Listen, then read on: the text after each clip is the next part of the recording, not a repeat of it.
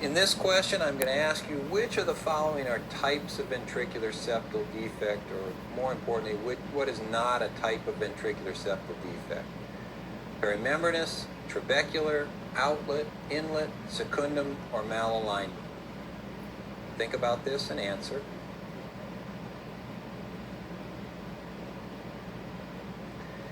And most people in my previous setting answered secundum, and that's correct. Secundum is the incorrect answer in this setting.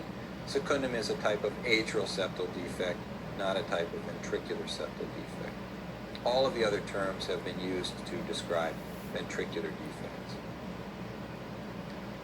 If you have a small VSD, this is considered to be a right heart volume overload, left heart volume overload, left heart pressure overload, or right heart pressure overload. Pause and answer.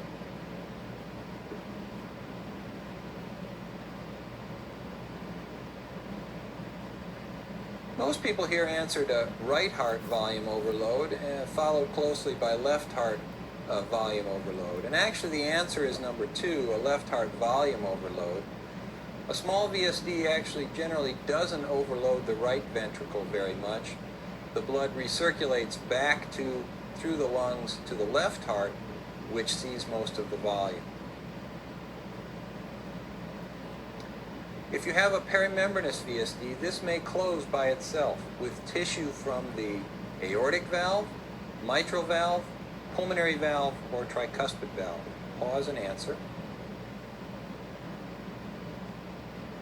And you see the group chose tricuspid valve here, which is the correct answer.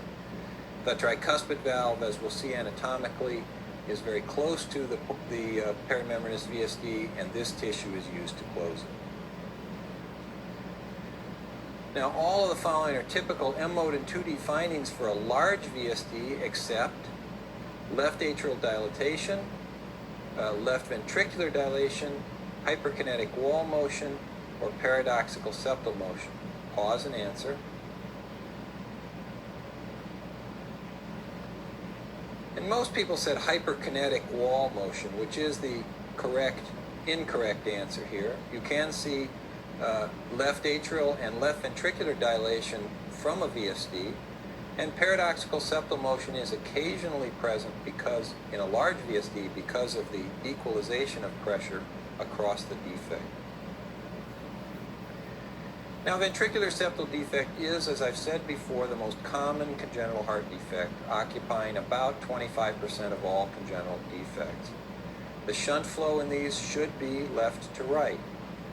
Symptoms will depend on the size of the hole.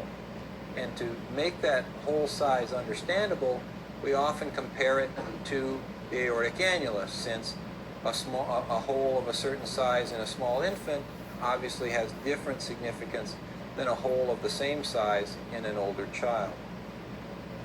If that hole is greater than 50% of the aortic annulus size, we say that's large. If between 25 and 50%, we call that medium, and less than 25%, small. Large holes, as I've mentioned in the hemodynamics section, will often result in pulmonary edema, and usually ventricular septal defect is an isolated defect. Here's a cartoon